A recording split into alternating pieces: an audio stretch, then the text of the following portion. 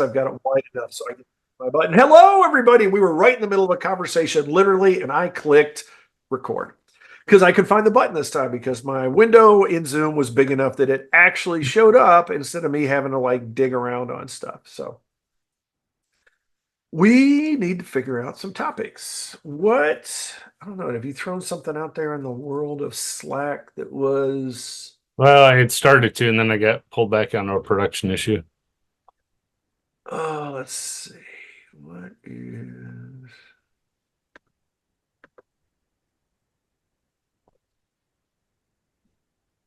Here we go. Here's podcast ideas. Oh, no, that was some of the stuff. Well, no, that was some of the things that we talked about a little bit. Have we talked about when to walk away and take a break? No, I not yet. don't think we've really gotten into that. And it's more a tip and trick than a developer journey kind of thing, but Well, it could be I think because I it'll mean, help. 'cause it could be through your career, you could hit a point where, like I am right now, life happens, and then work piles on top of that, and you're like, I need to take time off. And I even mentioned that to my boss 2 weeks ago that once we get done with this push, I need to take time off. Well, that push became another two sprints, and I'm well past that point. So it's like he actually told me today. It's like, uh, take some time off. So it's like, fine, I'll take time off. But it's one of those where it's like sometimes you don't know. You're so far in the weeds. And I see that as a journey because we all go through this, but a lot of people don't know the signs to look for or even realize that they're in that, I guess, negativity cycle or that downward cycle where you're kind of self-feeding.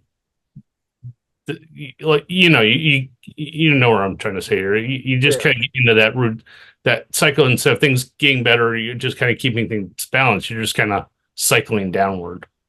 Yeah, there's sort of that diminishing point of returns on that. So that's probably not a bad one. I think seems like we've touched on it sometime, but that's okay. We'll see. We'll go into it and then just sort of see where it goes because that often works out pretty darn well for us. So I'm going to take a sip of my tea first. There we go. A little audio test and we'll get going. Well, hello and welcome back. We are continuing our season. We're talking about the developer journey.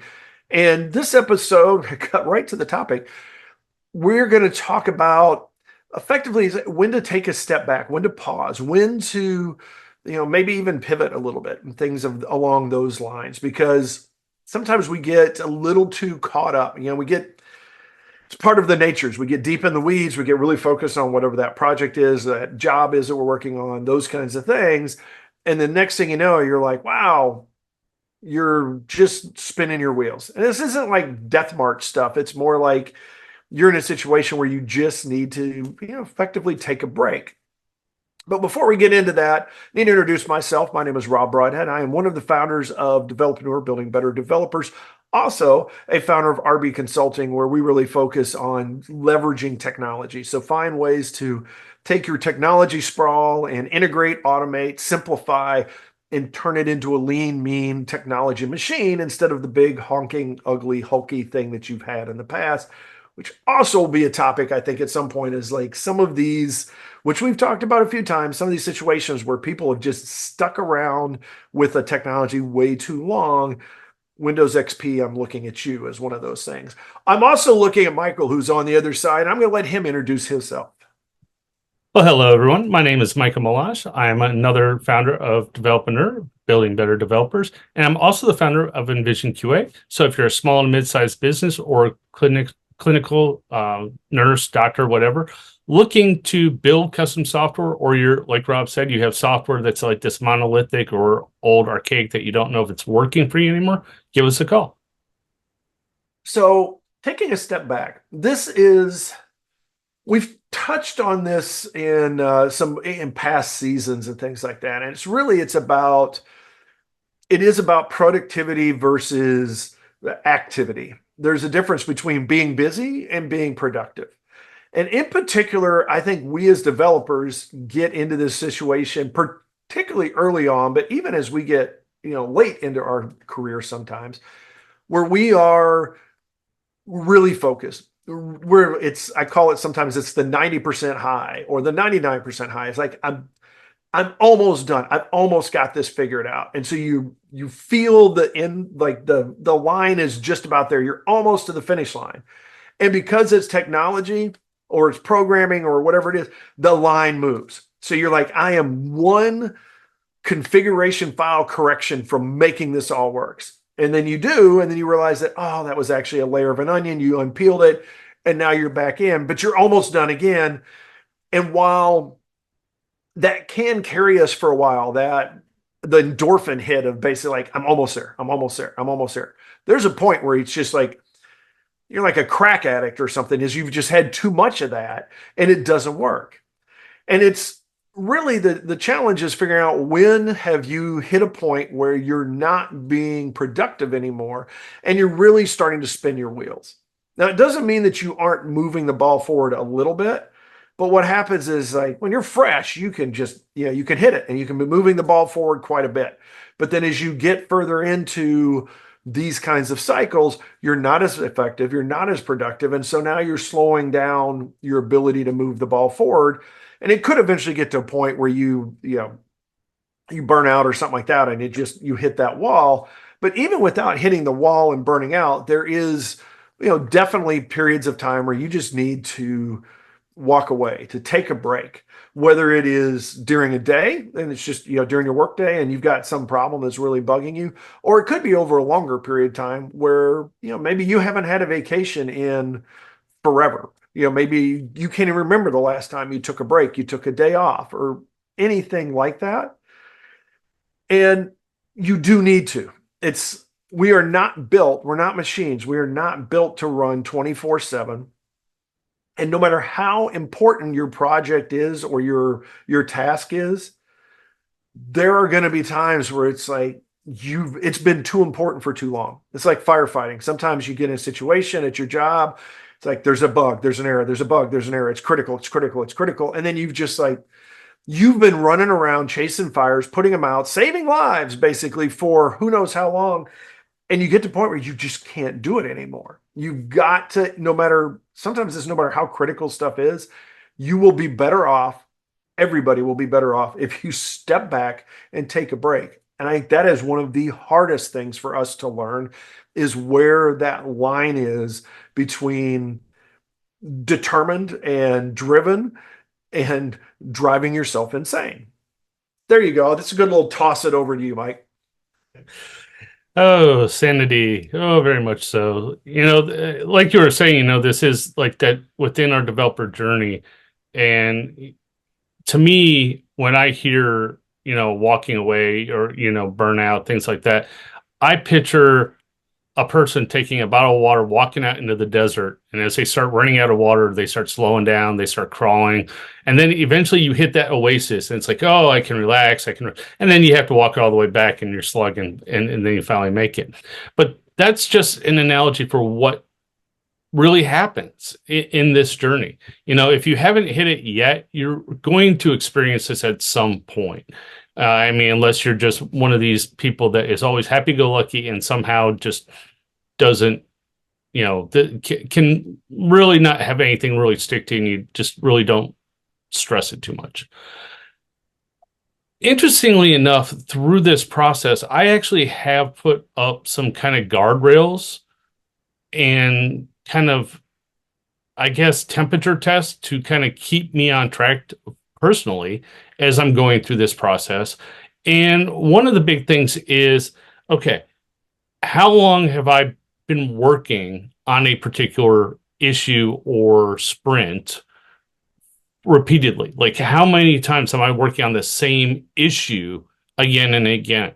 You mentioned that. But the funny thing is, if you're in this firefighting mode so long and you're making all these little changes, the problem is you eventually lose sight of what the big picture was. You're now way down that rabbit hole, and you might have completely rewritten what was supposed to be there into something else. And now you got to take a step back, and it's like, Well, now what does it do? Um, how do we fix this? How do we, and you're in a whole different bucket of water, hot water. The other thing is personally, if I like playing video games, I like going to the gym, I like reading books, listening to audiobooks, working in the yard occasionally. If I start finding out that I'm not doing that as much and I'm stuck right here in this chair more times than I like, that's another red flag. So when I start seeing those things, it's like, okay, I need to start getting up. I need to go back to the gym for a little bit. I mean, there are times in your life where you need to walk away. And there are times where, yes, the appliance is on fire. You have to sit there until it's out, or at least fixed enough that the world isn't falling apart. So personally, it's a balancing act. And more times out of not, you see the signs, but you miss that critical tipping point where it's like, I really should have walked away a week ago or yesterday or an hour ago. Just start looking at your conversations, the people you're talking to. Are you starting to see more problems in what they're doing? Are you seeing more problems in what you're doing? Like, is the code, is the environment? Are you like, oh, I made this change, now it's not working? And you just kind of get in these cycles of blame. You're either blaming yourself, you're blaming the code. That's another kind of like really red flag at that point. You need to take a day off or you need to stop and walk away for a little bit. These are just some of the things I run into. What are some of the signs you typically see, Rob, as you go through this as well? Well, it's interesting that there's two things there that I wanted to touch on. Is you mentioned guardrails, and then the other thing is sometimes it's on fire and you have to deal with it. And I'll go with that one first. You have to be cognizant of how often that thing is on fire. A good example was we were having issues with a customer. This is years ago. We had issues with this customer that was like they would send us stuff and there was never really prioritization or anything, and so we really didn't know, like it's like you just got to do everything and it's got to be done tomorrow kind of thing. And it just we said, hey, we've got to like back off. We have to pace ourselves. We can't just, you can't work 24/7 and just every time there's something it's critical and you got to go fix it. It's not life or death. And so we said, hey, we're going to have a list of issues. They're all there. And then we need you to help us out and help us prioritize, what needs to be done? Like what's immediately, what's critical and what isn't. And she proceeds to set every single thing as critical. And we're like, okay, we had to push back. We said, okay, let's walk through this. This thing, how critical is that? And it was like, this thing is a different color blue than I want, or something. I say, okay, it's not that critical. Okay, well, we're going to pull it off the critical list because we don't need that. You cannot run around and saying the world is on fire and the sky is falling with every little thing. And I know it may feel that way, but that's where we have to push back sometimes because they're going to be, and we talked about this actually just before we got into this, is there is a perception that our customers or our boss or people like that will have because they touch a certain, they work with an application or software we've built. They don't understand because they just see it works or it doesn't, just black or white. They don't see the difference between, oh, that's a typo that we can fix in 2 seconds versus that's a critical system. Like that's a architectural flaw that's got to be rewritten. It's going to take months. And they don't know necessarily sometimes how important it is. And sometimes we don't, which is where we have to have that conversation, is how critical really is this thing? It's things like if you're stopping a critical release, if you come into a go or no go, and you're stopping it because the text on this alert message is a little off, you may want to rethink that. You may want to, like, is it really that critical? Particularly if you could roll that out and then you could just pick it right back up in the next release cycle or, something like that, that doesn't even require a full release. So don't be afraid to push back in those kinds of situations. And as Michael said, I think one of them is when you find yourself doing the same thing over and over and over again, a lot of times it's because you've gone down a rabbit hole. And at some point you have to look at it and say, wait a minute, I I need to reset because I'm chasing this thing and I'm chasing symptoms. I'm not actually going after the core problem. And uh, that's very critical. And I'll toss it back to you. But first, I want to talk a little bit about the guardrails. It helps a lot to use your calendar to your advantage. Schedule like regular workouts, schedule time, downtime, and it could be at the beginning or the end of your day. It can also be stuff like have a day that, either depending on what your schedule is and things you do, either have like your weekends are always booked as far as anybody's concerned so that you can go do stuff. Or maybe it's just, your Saturdays or your Sundays or your Thursday nights or whatever. A guy I worked with years ago that was a total workaholic still had, 5 p.m. Sunday until he went to bed was family time. That was the key is he was like, that is time that I'm not going to give up to anybody else. And he stuck with it. And it's hard not to respect that when you're say it's a 5-day work week. If you're already demanding stuff of them on Saturday and Sunday morning, you can take a couple hours off. And so don't be afraid to push back on that a little bit. And the reality that we can't work 24/7, that we do need downtime, that we do need time to be able to even to like, assess what we're working on and to think through the problems. And it can't just be firefighting all the time. Thoughts on those?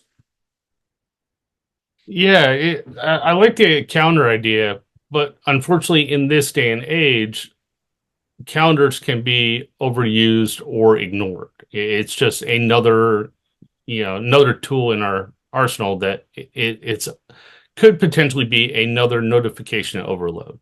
Where if you're already burned out, that's just one more thing to add to it. So if you do go that route, I recommend definitely look at using additional tools with that we've talked about before, like maybe putting your phone on focus or turning other things off so that while you're in that period, you're not still getting bombarded by other avenues, by other external avenues.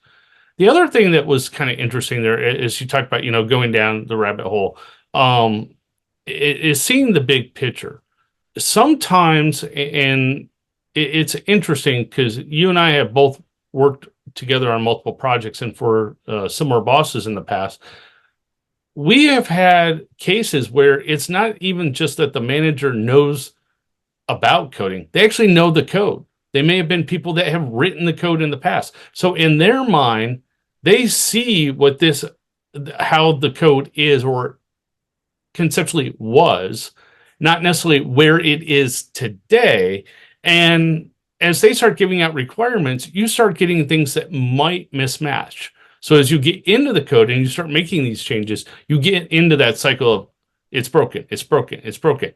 Or they don't give you all the requirements. I love this one. You touched on this briefly before we jumped into the podcast side, where you get into writing the code, you're getting ready to deliver. You've gone through the so-called test period UAT with the users, and you find out there's more requirements that weren't talked about. So now here you are rushing to get maybe some critical pieces in before you can even go live.